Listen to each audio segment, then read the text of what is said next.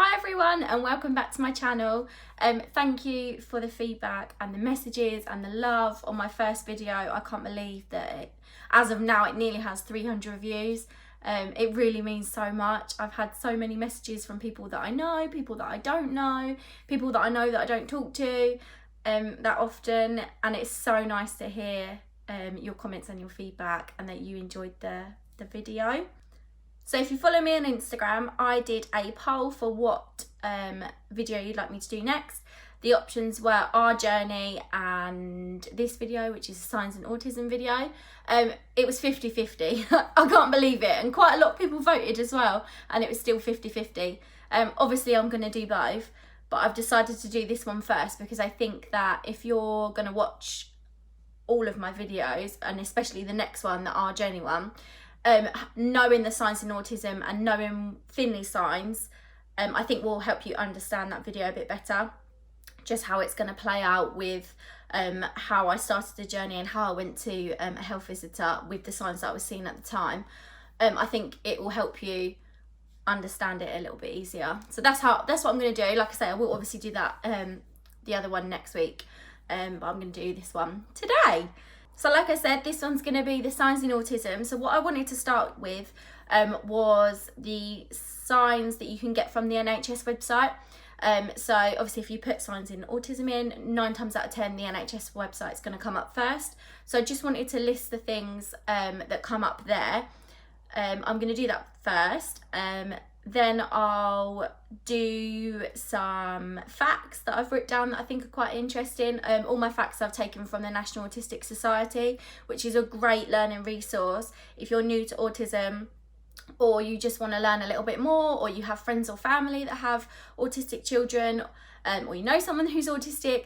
It's great to know a little bit more about it, so then you know how to deal with any situations that you feel uncomfortable with, because I know I definitely did. There's a lot of words that you don't normally use that are in the autistic community that you need to learn because you don't want to upset anyone, and I don't want to upset anyone. So I just really enjoy researching. So hopefully you can learn something and take something away from this too. So I'm just going to read the autism signs that are on the NHS website now. I've just written it just on a notepad just off screen because I want to make sure that I get it right, because obviously this is quoting from a website. So the first one's not responding to their name, which is a really key one for us. Finley still doesn't respond to his name. He never has done really. When he was a baby, I think he used to. But definitely not since he's been like walking around and toddling and being a toddler. He has never answered his name, so that's a real key one. Avoiding eye contact can be one of them as well. Finley's eye contact's got so much better. He used to only really look at you if you were singing nursery rhymes to him, but his eye contact has really changed. He'll watch when you're eating now, which is really good, and he never used to do that. But in general, it's got a lot better. But yeah, that can be a sign. Not smiling when you smile at them. That's another one. So if you're ever going through any health visitors' questions, they normally say, oh, what do they do when they smile at you? And in our case, Finley didn't really smile back. He smiles loads when he finds things funny, or when you're singing to him or playing with him. But on the whole, if you just randomly went up to him and just smiled, he wouldn't smile back. Getting upset if they do not like certain tastes, smell or sounds. You probably know that one as quite an obvious autism sign. Is the sound one. You quite often see autistic children with the ear defenders on. We don't really have that, I wouldn't say. Definitely not to sounds. He doesn't seem to be bothered with sounds at the moment. For him, he's like in his own little bubble. We describe that as he's in his bubble quite a lot. So he doesn't really take much notice of things, which at the moment is quite a good thing, because it means that we don't have to deal with him getting upset in that sense. Same with the smells. I wouldn't say that smells particularly bother him. The only thing that isn't mentioned here, but it's kind of on the same lines, where it says taste. He doesn't necessarily care for taste, but sometimes textures can get him. So he eats, oh my god, he eats like an angel. Breakfast and lunches, he'll eat literally anything you give it to him. Dinners can be a little bit more complicated. He likes all pastas, which is brilliant because you can put, as you well know, anything in a pasta. You can hide vegetables, fish, chicken, anything, and he'll eat it. Little pizzas, like wrap pizzas he loves, which is another good one. And then like jacket potato, that kind of dinner. They're all quite safe, but things with rice in it, he kind of struggles with at the moment. We do try to like hide it with some beans, just to get him used to it. But when you think about it, and I said the other day to someone, I said, in fairness, rice is it is a weird texture. He does have quite a good gag reflex, which is quite funny, but he's not choking, it's the texture, he's like but it can be quite funny. But on the whole, he's an angel with food, so it's just that texture that I thought I'd mention just under that one. Repetitive movements such as flapping their hands, flicking their fingers, or rocking. Finley does this as well. When he watches Peppa Pig, he goes really stiff and like holds his arms out like this and gets really excited and smiles, and he's happy and he giggles and he runs backwards and forwards, flaps his little arms. He doesn't flick his fingers, but again, another common one that you'll see if you watch any autism videos. You'll notice if anyone puts any clips in of their children that they quite often do the flapping hand ones. So that can be another sign. Not talking as much as other children. That's obviously an obvious one for us. Finley doesn't speak at all, he's completely non-verbal. So that one was another sign. Definitely now he's older. When he was younger, he used to say mum and dad, or like mama and dada. So that was when he was like, before he was 1, he used to say mama and dada. He wouldn't really use them in context, so he wouldn't like look at us and say mama or dada. He would, I always remember if I was making his milk, he would be like mum, mum, mum, mum, mum. But at the time, I just was like, oh, he just likens mum with milk because I'm always the one giving him the milk, or that's just how I took it. And the only word that he used to say in context was the word gone.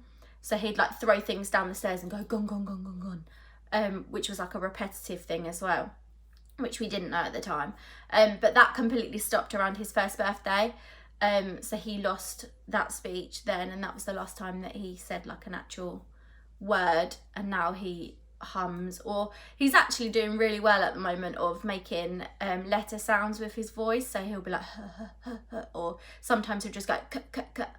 And like he's definitely picking up, so that's really good. And then the last one is repeating of the same phrases.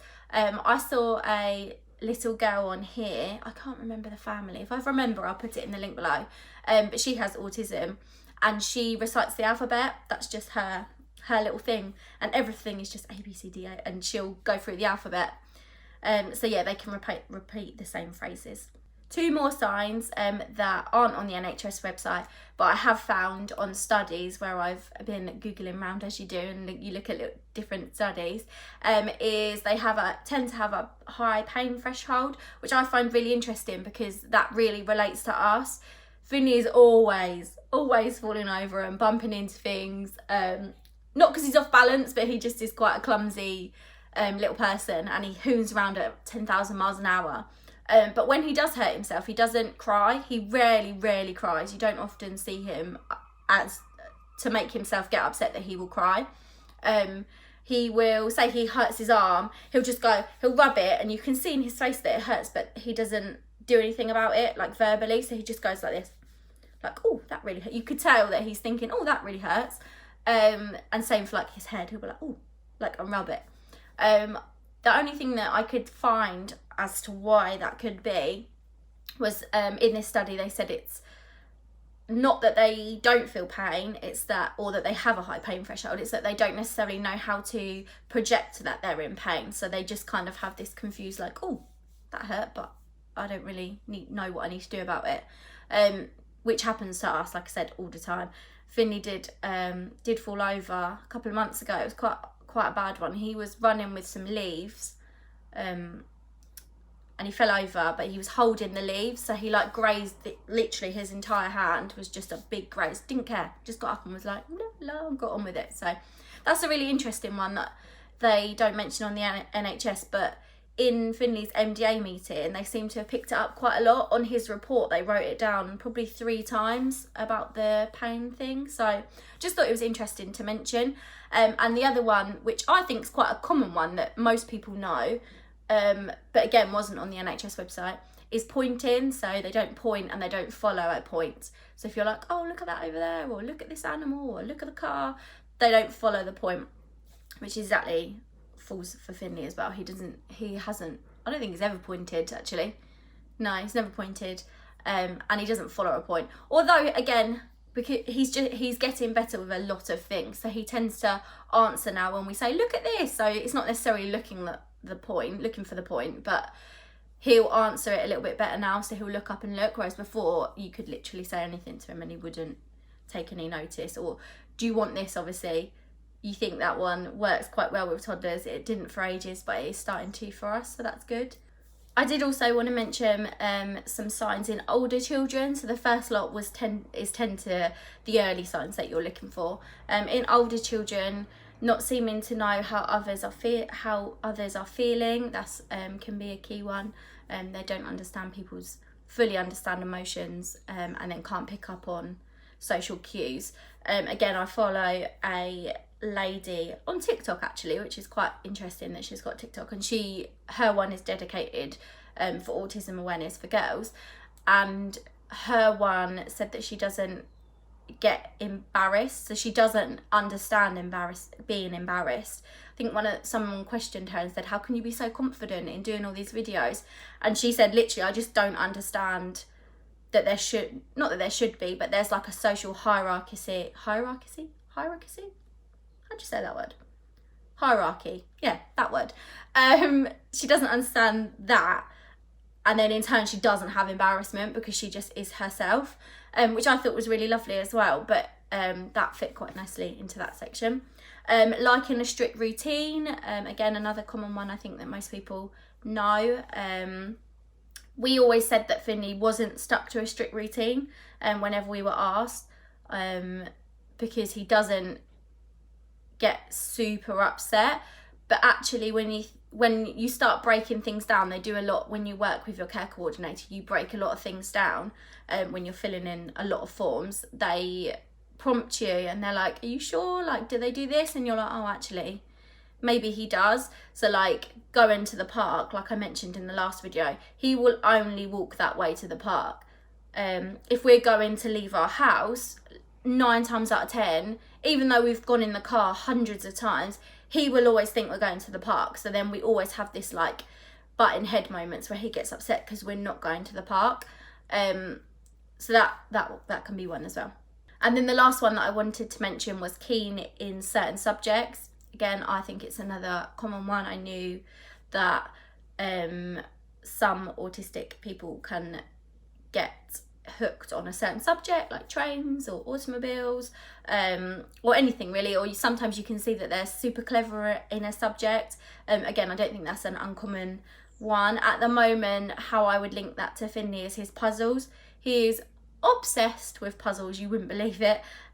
He's really good, really good at them, but he's like almost got like a photographic memory. You could give him a puzzle and once he's done it once, he can just do it like that. It's incredible. He's been doing that since he was like 1 as well, which obviously is too early to be that good at puzzles, but he just is. And you can mix up 2 or 3 puzzles and all the pieces are all mixed up, and he doesn't even really look at them, and he's just like pum pum pum and puts them in the right spots, which I think is incredible.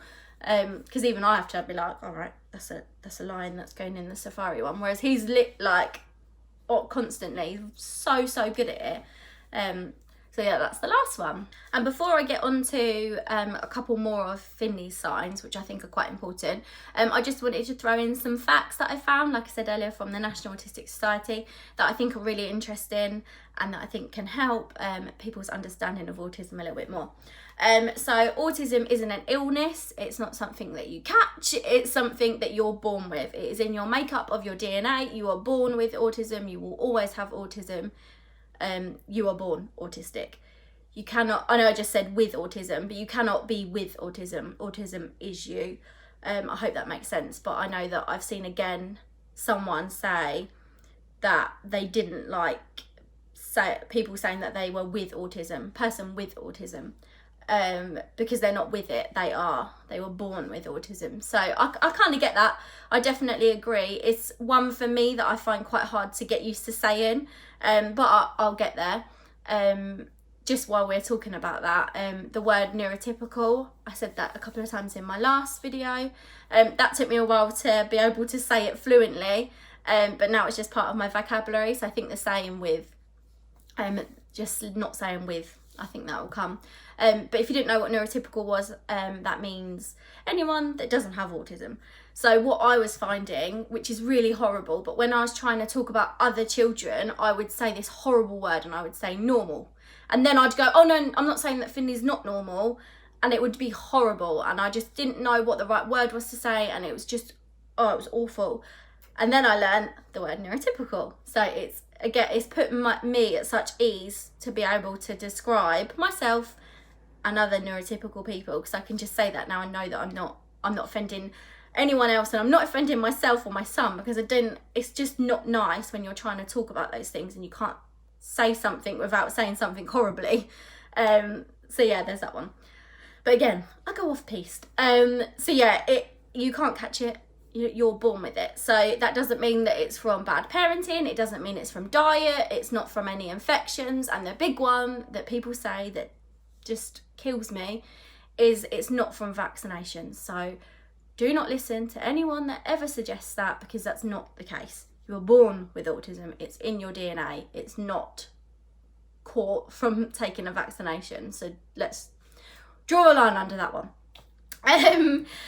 It is a disability. So that's another thing that I didn't know. I know that sounds really strange to say now, but I remember when people first started saying disability, I was like, but he's not disabled. Like, and again, it's another uncomfortable word that you have to get used to, that it is a disability. 1 in 100 people are on the spectrum. So again, when you think about that statistic, you're like, blimey, that's loads. A lot more common than you think it is. Obviously, this is a spectrum that is from one end to the extremity of the other end. But 1 in 100, yeah, who knew? The ratio to that is 3 to 1 to boys. So for every 3 boys that diagnosed, only 1 girl was diagnosed, which I thought was like a really shocking statistic. I don't know, I just thought it might be 50-50. I didn't think that there would be that much of a difference between girls and boys getting diagnosed. So there's a couple of reasons why boys might be getting diagnosed more than girls, and that is that women and girls are much better at a thing called masking their autism. So they're a lot better at copying. They watch their social surroundings and they can mimic it. They're much better at doing that. We don't know why. We don't know why they're better, but on the whole, they're better at masking it. So it just isn't getting picked up. On the National Autistic Society, it says that they're not getting picked up by teachers either. But again, that's because they're so good at masking it. It's not a case that their parents or that their teachers aren't picking it up. It's just that they know how to mask it so it doesn't get picked up, sometimes until a lot later in life, which is sad, but they don't know why. So it's still something that they're working on as to why. The other one that it could be, which I find shocking, I think it will shock you, is that a lot of women are getting passed off as that they have anxiety. So that's stereotypical of that women get anxiety. That's getting shunted in front of them. Oh no, it's just anxiety, you're just anxious. It's not autism, when sometimes it is. It's not obviously always, but the fact that that's a fact written on the National Autistic Society, is quite shocking, because you're like, wow, if they're saying that, and then that really is the case. The case is that these women are going and asking, and they're just getting shunted with that they have anxiety. So that's why it's so important to talk about autism, and I believe it's so important to talk about autism, not just about us and our family, but just get the conversation going, get you thinking, because there's a lot more facts that I found out and I'm just so shocked about, and it's not acceptable. One of which is that it typically takes 3.5 years to get diagnosed. Again, this isn't just me saying it, this is a fact. 3.5 years. We are so lucky that Finley's has been just over a year from start to now. I don't know why. I don't know why we were the ones. Like I said in my last video, I haven't stopped, but I'm not saying that other parents haven't. I was on the phone weekly. I think I probably did everyone's head in. But like I said in the last video, I wasn't going to take any of it. I got bashed back like you wouldn't believe. I was told things that weren't true, like he wasn't going to be accepted for speech therapy if he wasn't in nursery, which is a lie. I'd been told by someone, and then the speech and language therapist that I have now seen has said that's an absolute lie and that's incorrect. You do not need to be in nursery to be offered these things. So the fact that that goes on, it's just not acceptable. You're constantly being told that early intervention's key, catching it early is key, getting things set up before they're in school is key.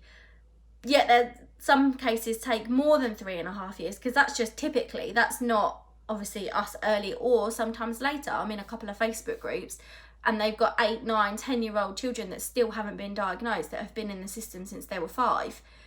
And you're just like, I just can't believe it. I can't believe that something that's so important can take that long, and I don't think it's acceptable, which is why, again, I'm talking about it so much, because now I'm so passionate about it. I just think that's not acceptable. If we waited that long, Finley would be in school, and getting an early diagnosis is key to knowing what school you're going to put them in. It dictates what school you're going to put them in. It dictates what nursery you're going to put him in. Finley isn't in nursery at the moment because up until now we haven't had a diagnosis, and I need that diagnosis so I can almost prove that this is what he needs from his nursery experience. He needs someone to watch him 100% of the time, because he will put something in his mouth and swallow it and choke. That's the reality of it. He will hurt himself, or he'll just wander off and be on his own all day. He needs someone there with him. So that one really, really shocked me. Right, now I've pumped you full of facts, I just wanted to add a couple more signs that we saw in Finley that I'd written down before our NDA meeting. I'm not going to go through all of them because I have 2 pages worth, but I'm just going to tidbit a couple more that I think could be interesting, that I think are relevant, that I haven't mentioned already in this video or in the last video. So if you haven't watched the last one, then please do, because I feel like that's pumped full of facts as well as just our journey in that BOSSA assessment. So another one that I didn't mention or haven't mentioned is a poor understanding in language. So I've talked a lot about that he's non-verbal, but also he doesn't have a great understanding of language. He doesn't understand basic commands. He doesn't understand just anything really. He understands any singular words. So mostly he understands like water, do you want water? Breakfast, lunch, dinner, obviously, shock. My child. He understands that.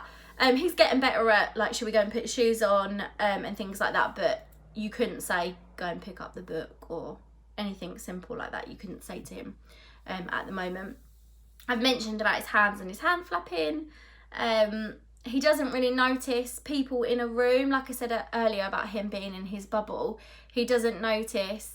Well, here's a good example. I can come home from work. I work nearly full-time and Chris works full-time. And I can come home from work, or Chris, and he doesn't bat an eyelid. He doesn't even turn his head. But he will for my dad, so his granddad, he's obsessed with. Like, he'll come home from work and he's on him straight away, whereas the rest of us, he wouldn't do that. I spoke to our care coordinator and she said, oh, does he have someone that he tends to like cling to and run to? And I was like, oh my God, my dad, yes, he's always doing that to my dad.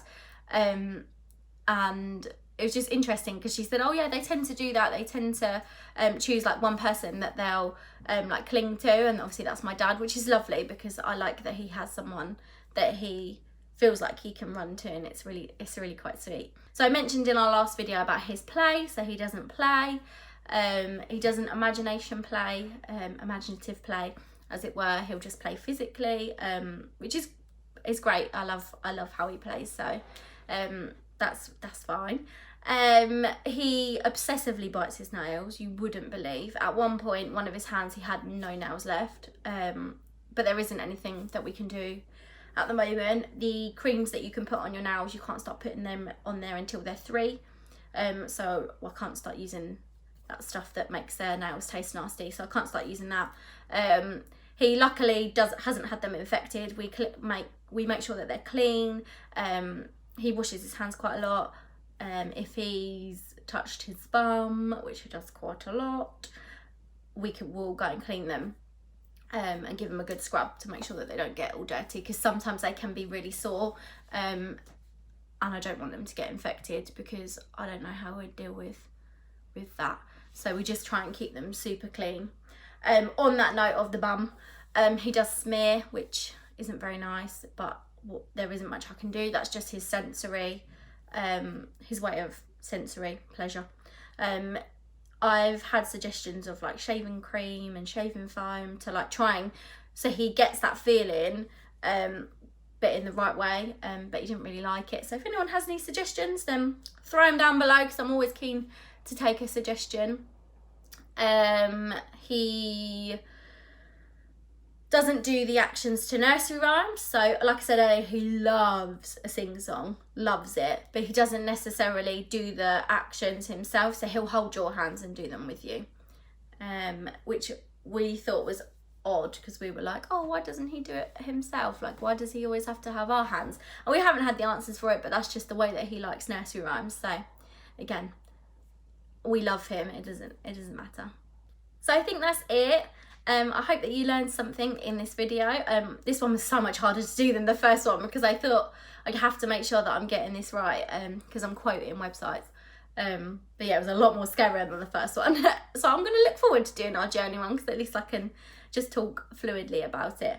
But I hope that you've learned something and that you've enjoyed it. Like I say, I've really enjoyed it, doing it. Any questions, again, please message me. I absolutely loved that people were messaging me and asking me questions and were interested in the community and our story. Yeah, so really happy. Thank you. Please subscribe, because I feel like I'm just doing something positive for others, and I really like it and I'm really enjoying it. So please stay with us on our little journey, so I can do little updates about Finley, because he's a legend and I love him to pieces. So yeah, thank you. I'll see you next time. Bye.